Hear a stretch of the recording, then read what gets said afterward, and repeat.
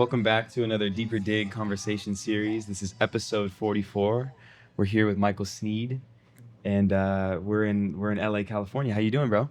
I'm doing good. How are you? I'm doing good. Yeah. I'm doing good. Thank you, sir. Let's just jump right into it. How would you describe yourself as a person? As a person, um, I feel like I'm very like balanced. Sometimes I could be like really shy and quiet. Other times I could be like really like excited, loud, and like outgoing. Um, and I would say like I think people tend to think that I'm like extremely like innocent and like pure and like good-hearted. But I really think I'm just like balanced. Like I don't think I'm like innocent per se or like good heart. Like I am good-hearted, but I think I'm just like I like to see things fair and in the middle. You're cruising. Yeah, cruising. I Yeah. feel it. I feel it.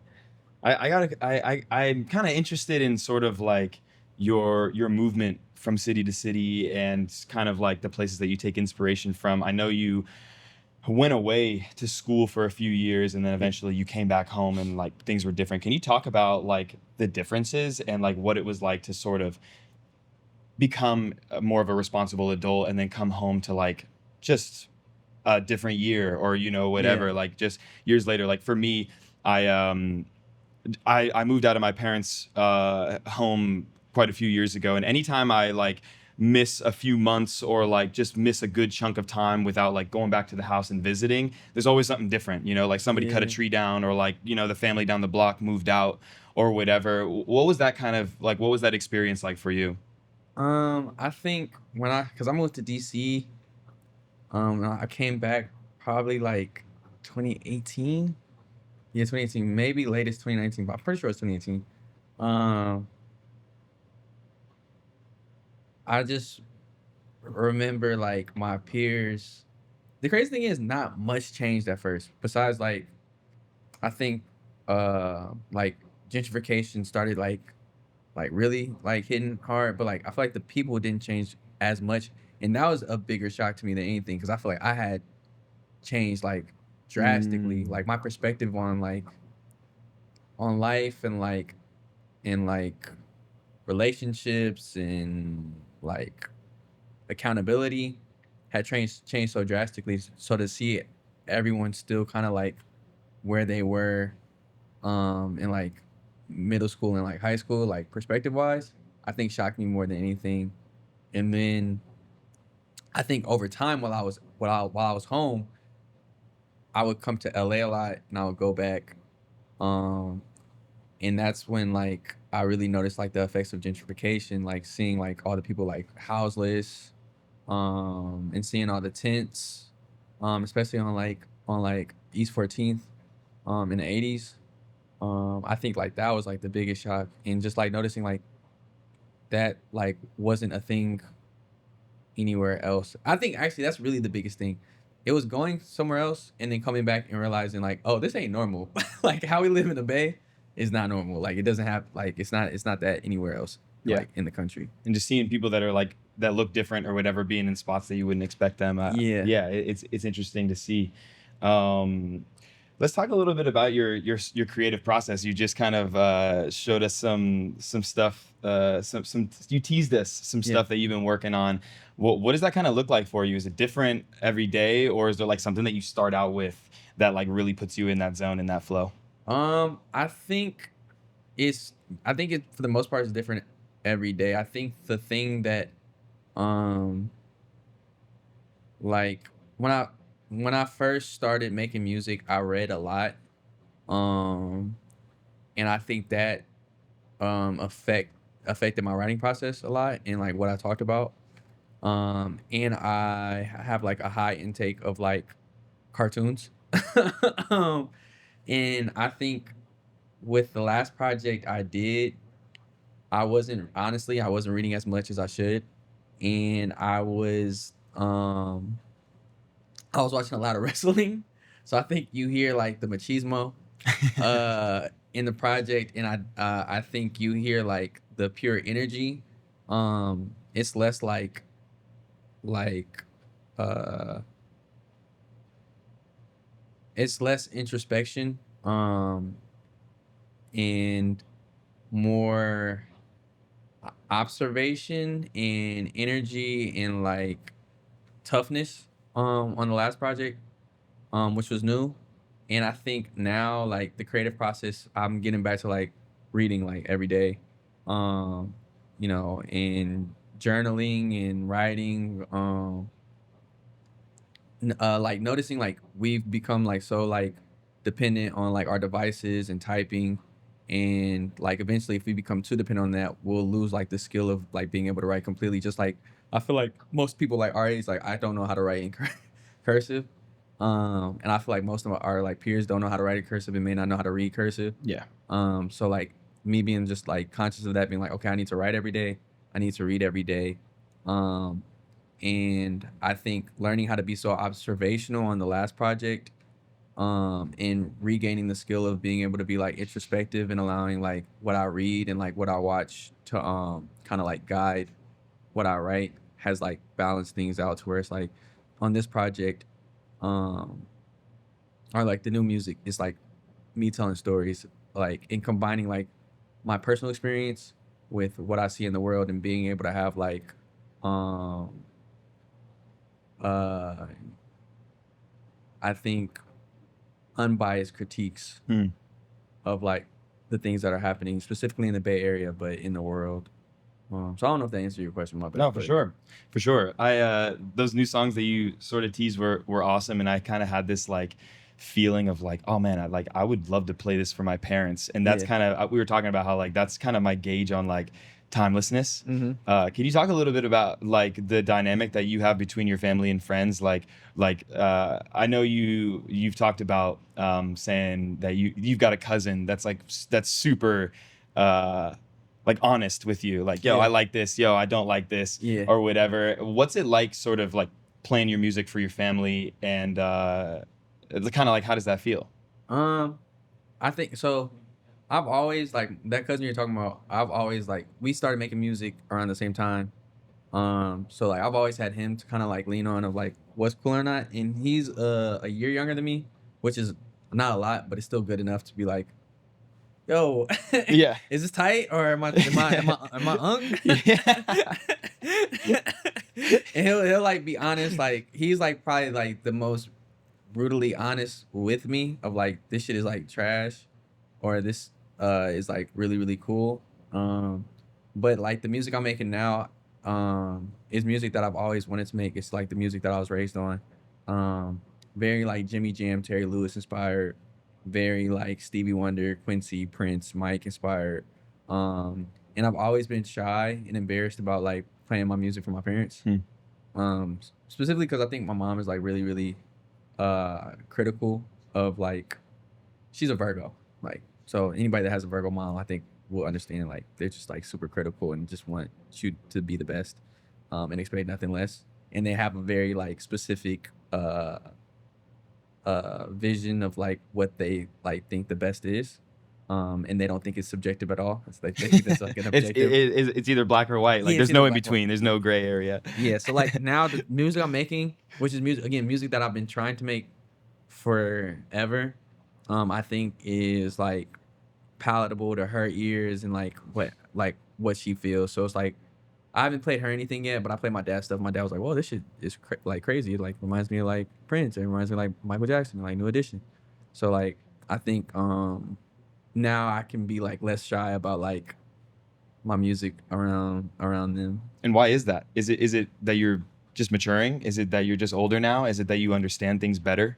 I think that's a part of it. I understand things better. I think I'm definitely better at like communicating now, and I just think also like I've been working on my voice, and I think I have like more vocal control, so I'm able to like do what I wanted to do.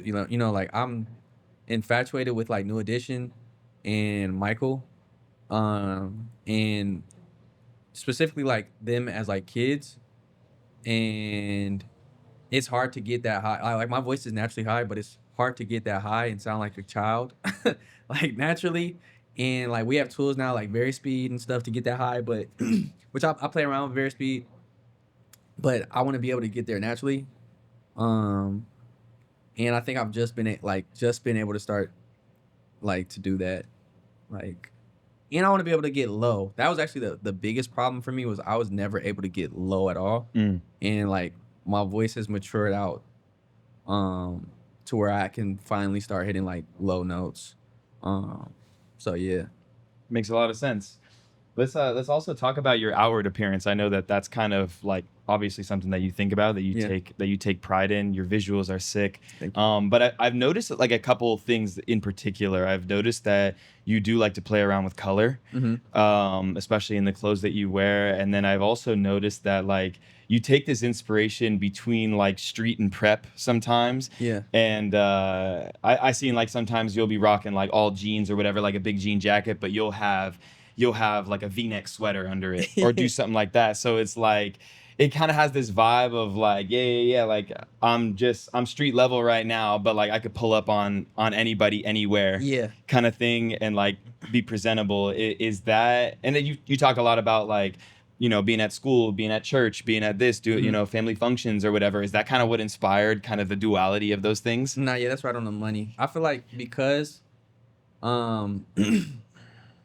because because I was raised in the church, and because I went to college, like you get the like me feeling like the need that I have to like dress up and liking that. Like I'm very inspired by like my Uncle Frank, my Aunt Tina, and like how my grandpa dressed. So you get like that, and then going to like school, seeing like kids like business casual, and like having to learn like that standard, but also being from Oakland, like understanding like if you like if you don't have like if you I used to go to school when I was in high school. I would walk around in a suit, and ironically I was up for best dress in high school, but I would get picked on because I would walk around in a suit. So having to learn like, okay, I can't just be like this super like preppy like nerded out kid. Like I have to have like some like edginess to me, because like otherwise I won't survive where I'm from. Yeah. So like I feel like that all like kind of like blended into like my style. But you're a Renaissance man, though. That's why you got to sometimes do that. You Yeah, know, no, like sometimes it's funny because like when you're trailblazing, I feel like sometimes people are like, "Wait, why are you doing that?" Or like, "Give me the explanation," or like, "Bro, what is that?" And sometimes it's like, "Bro, I don't know. I don't know what it is. I'm figuring it out as I go." Yeah, Like bro. that's what the trailblazing is about. Facts. And I'm just like, I'm young, bro. Like, Yeah, give me a yeah, chance. yeah. And let me just be confident in this Yeah. strut. You know.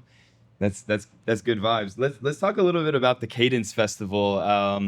Tony, our guy, our video guy, and cinematographer had a video with August in that festival, and we were really excited. Just went to support, and a bunch of other videos were there, including yours. Can you talk about kind of just like that experience there, and then just like where you thought you were going to stack up, and then where you ended up stacking up at the end of the event? Okay. Do you want like the whole story?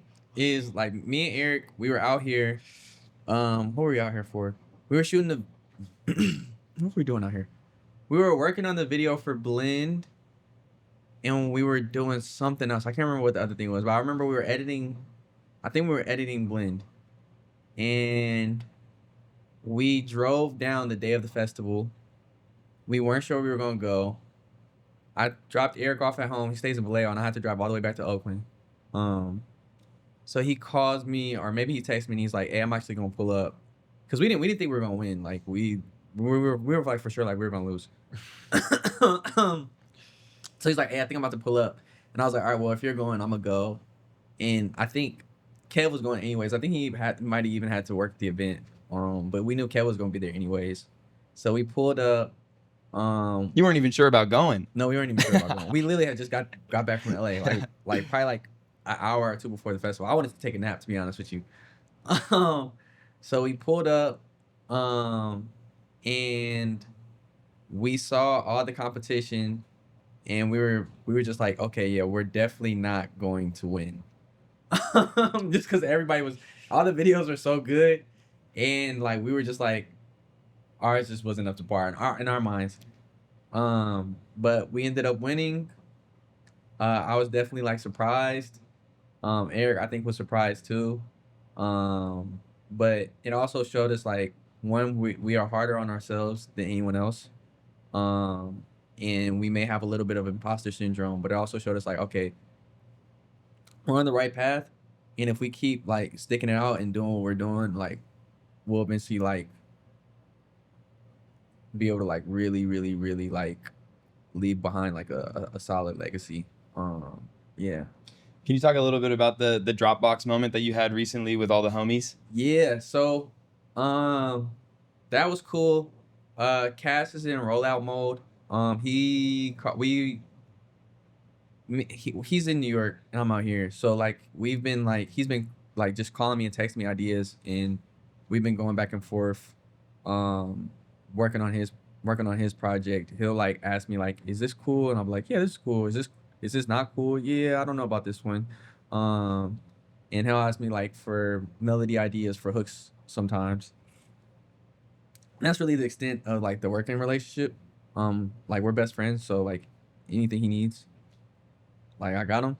But he got has like Dropbox wanted to do something with him, and he called me. He was like, "Hey, Dropbox wants to like do this ad." And because like I think how we were working at the time, he was just like, "I want you to like be there because they wanted it to be like a day in the life in the studio." Which when he was in Oakland, when we were in the studio, we would just like BS. We never really like worked on stuff. we didn't really start working on stuff until he moved to New York, which is actually the funny thing. But he was like, I want you there. So I was like, all right, bet. And we did the ad, and I probably had to do the most work out of anyone there. And then he showed me the first edit, and maybe it was an edit for something else. But I swear, when he showed me the first edit, I was not in the thing, and then you just heard my voice, like saying like, "Hey, drop it or share it or something like that." And then when the ad dropped, it's like I'm like in like I'm hella in it. So that was cool. My parents called me and were like, "Hey, I seen your ad," and my grandpa hit me like, "Hey, I see your ad." So that was cool. But yeah, that was for Cass. Um, and I think he has like more cool stuff like on the way. Hell yeah. I'm also curious about kind of like your flow between different areas, different cities. What's it like being in LA, and kind of like what is your schedule like? Like, do you stay out here for extended periods of time? Do you drive up on a Thursday and leave on a Sunday? Yeah. Do you stay out here? How long are those increments? And what is it that you look to get done out here in LA versus in the Bay? Or is it just kind of like I move back and forth because that's what I like to do? So like I think during the pandemic, me, Cast, and Demaje were coming out here, um, like probably like every like 3 months, and just trying to figure things out, just because we knew like Oakland wasn't enough. And then around 2023, which is crazy, it's that long ago. I think Cast left for New York. Um, so I was just like, all right, I need to figure some stuff out because I see what's happening. Yeah, I'm like, he gone, one time is more people. moving. Yeah, Yeah. things are moving. So I started coming down here probably like once a month, and just staying on like I would stay on in pillow spot, just sleeping on the floor. I would stay in the studio, sleep in the studio. I would stay at different people's houses, get Airbnbs, and I did that all up until the end of 2025. And then at the end of 2025, my friend Ari came to the Bay, and he was just like, "When are you gonna move to LA?" And I was like, "I'm actually looking for a spot." No, I told him I'm looking for a spot in LA. I think I'm gonna move down. He was like, "Oh, for real? Like I got a spot that's open." And I was like, "Oh, for real?" Like I was actually looking at this one spot, but it'd be cool to stay with you. So then I moved down. I think like I want to say October. So I've just been down here ever since, and then I go back home once a month. Gotcha. Yeah. And what's next? What kind of like what's on your mind? What are things that are flowing but people don't know about yet? Um, I definitely want to like the new music is definitely like music to get people to dance, but also think. I think usually my music is just like to get people to think. Um, and I forget like oh like the whole purpose of this is to like get people to like uh uh, to get people like to gather together and to like share an experience. So I definitely want people to dance, but I'm telling a lot of different stories on the new music, stories that I think that are important, and uh I think holding like a mirror up to the Bay Area to be like, bro, this is how we look.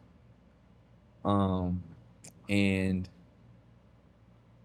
there are things that people are going to see that they're going to like about it, and there are things that people are going to see that be like, oh, that's how we look for real. And I think that's like my goal with the project, or one of the goals. The other goal is to like just be like, this is like a celebration of like black music, specifically black music in the 80s and the 90s. um so like, yeah. How do you pick through dozens of songs that you've already made, or things that you know that you fit, like projects that you've started but you didn't finish or whatever? Like how do you narrow that down? Part of it is like the story I want to tell, because I'm very like story based. I think more than anything, I think I'm less of a artist musician and much more of a storyteller. Mm. So that's one of the things, and then the other thing is I love playing What'd with. you say? You said something like, "I'm the best storyteller in the Bay. I'm the best rapper in the Bay." A long time ago. I You said, probably did. you said I probably did. I was like very. years and years and years I, ago. You're like, I'm that guy.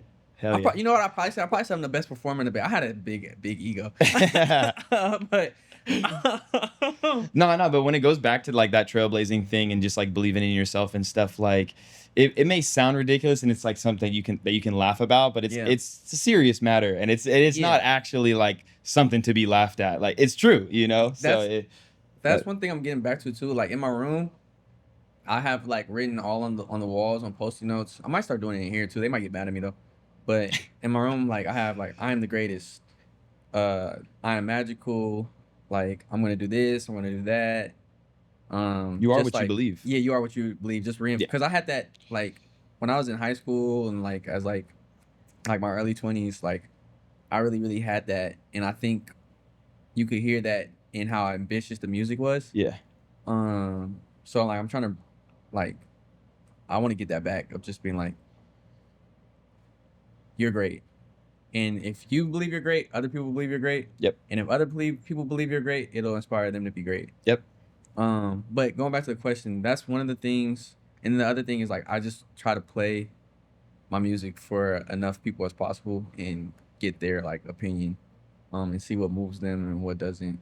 I work in clothing with some homies, Mm-hmm. and I'm sort of like in the fashion industry for my 9 to 5, but then I also do this stuff as well with the homies. But one thing that's kind of I've seen along the way is that a lot of times, like when people don't know exactly what they want, or like what their aesthetic is, or like if something that they tried on even looks good, a lot of times like they'll try on something that looks great, and they'll even style it or whatever, and they'll be in front of the mirror, and then they'll be like, I don't know, bro, like this, like, are you sure this is swagging? But like, are you sure are you sure this looks good? Mm-hmm. And I'm always thinking, like, to me, the thought is always like, well, no, if you feel like that, Yeah. like you don't look good if you feel like that. Yeah. But if you put some swag in your step, It'll look and good. it's gonna look good. Yeah. So it's literally just like how you feel about yourself. That's what the world is gonna see. Do you, with clothes, do you think story is more important or aesthetic? That's a really good question. I think it kind of depends. Like there are a lot of nerds that love like old wartime stuff, and they like the remakes, and they're like, oh, I'm wearing these HBTs, these OG 107s, I'm wearing these P43s, blah Yeah. blah blah. So if it's somebody that's really geeked out, Yeah. a lot of times it's more about that. Like it's more about what is it? IPI, like inches per square inch, Yeah. or I mean stitches per square inch. SPI, like Yeah. a lot of people care about that kind of thing. Like if you want like OG clothing or whatever, you're looking at stuff and you're like, oh bro, the SPI is too high, bro. Like there Yeah. are some people that are in it like that, but then there are also some people that are like, well, like this just looks good. You know, like this wide leg pair of jeans looks good, or like the flare at the bottom Mm-hmm. looks good. So I think it's a combination of both. But I think especially just like for the normal person or somebody starting out, I would say the aesthetic. Aesthetic. I would definitely say the aesthetic. And I think that there are definitely a lot of like really good basic rules that you could follow. Like a lot of people have been talking about the like big jeans, little shirt, or like baggy jeans, little shirt, like Yeah. cropping things at the waist, you know, making your legs look The longer, or like silhouettes. exactly.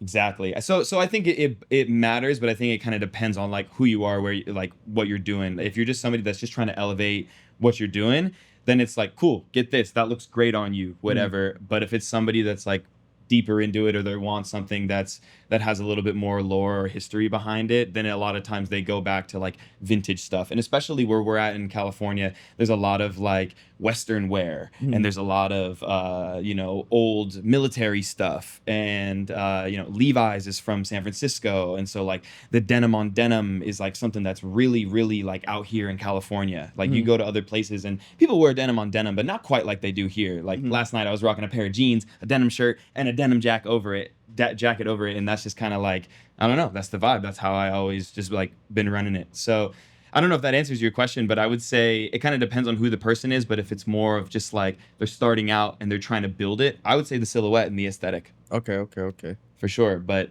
you know, it kind of just depends. It depends. Yeah. Yeah. I feel like to me it's like I feel like part of me feels like I don't know. I go back and forth. Part of me feels like it's the aesthetic because I feel like sometimes the aesthetic tells the story for you, but then also sometimes for me it's like the story because I was like, oh, well, you don't like I got this from like this store Yep. at this specific time, and like the reason why it's special is because this is like a 1 out of 10 piece. Exactly. So and so The made it. Like nuances. yeah, the nuances. Yeah, but again, it's like sometimes the aesthetic, your own aesthetic can tell your own personal story. Absolutely. And for me, because I've been in it a long time, there are a couple of like non-negotiables that I have. Like Mhm. a lot of times I like just wearing cotton. And for me, it was because like I grew up playing basketball, playing AAU and stuff, and you're always just like rocking compression and doing that, and you're always hella sweaty Yeah. or whatever. And as I got older, I was just like, I don't know that I'm trying to rock compression anymore. Like I'm about to just rock cotton. So like a lot of the stuff that I'm wearing, like when I'm wearing jeans, it's like all cotton. When I'm wearing shirts, it's all cotton. Like Mhm. that's kind of like one of my non-negotiables. But I feel like that's kind of one thing that you get to once you're like way, you know, deeper into it, or once you care a lot about it a lot more. But if not, and you're just trying to like upgrade an aesthetic, like there's so many places, there's so many, like there's such good stuff, you know, like people start out at like Uniqlo, or they go to Yeah. Zara, or they go to just like anything that has like a lot of good basics. But for me, like you were saying, it gets a little bit more detailed when Yeah. it gets a little bit more nuanced. But yeah, that's kind of the vibe there. Just to wrap things up, it was really great to see you in your element, to hear your new stuff, to be here in LA. This is kind of like a new endeavor for us, and to sort of like be welcomed with open arms. We really appreciate Yeah. it. No, of course. Anytime. But yeah, this is a cool moment because we've been talking about you a lot, and we're always like bumping your music. We're always like, yo, we gotta hit up Sneed. You know, we gotta do this, we gotta do that. So we're really excited about it, and we appreciate you. And what is coming next? Like, what can you tell the people that maybe they don't know about you know, projects, or just about you and about life? I think yeah, I think you can expect like really good music, really good music. Yeah. I think uh Overcast project coming out soon. Cool. Pilo project coming out Bless. soon. Hopefully Michael Sneed project Hell coming yeah. out soon. Yep. Uh who else? I don't know if I should say Mark Lux coming out soon. Cuzzo's coming out soon. That's what I'm like. That's what I'm You're playing it helping cool, out but you're all over the place. You're all over everything. You got your hands in everything. That's the goal. Is Yeah. to get my Yeah, hand in yeah. as many places as possible.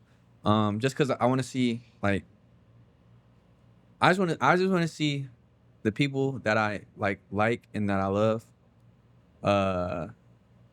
take things further than they have before, and take them as far as like the people that I grew up on took things. Like I want to see people that I want to be a part of. Like if it's not me, that's like the next like Kendrick, Gambino, you know, Kanye, I want to help that person become the next thing. I think I could be the next. I think I can be that next thing. Definitely, I think I could be like the next Gambino for sure. But I also want to help. Like I really believe that Mark. This is dude Mark Lux from LA, from Bellflower. Really, I really believe that like he can take things as far as Kendrick did, if not further. I really believe Cass can take things like I don't think Cass sees this in himself, but I think he could be like a Kanye. If you like, you know, I really think like P, like P already is who he is. Like he's like they like we call him the Pharrell of the Bay. I feel like he could be the Pharrell of the West Coast. And then my friend JR produces it's this girl group out here called the Cuzzos, and like I think that like they can turn like female rap on his head. So yeah, I just wanna help them. I really believe in JR as a producer. I feel like he could be a super producer.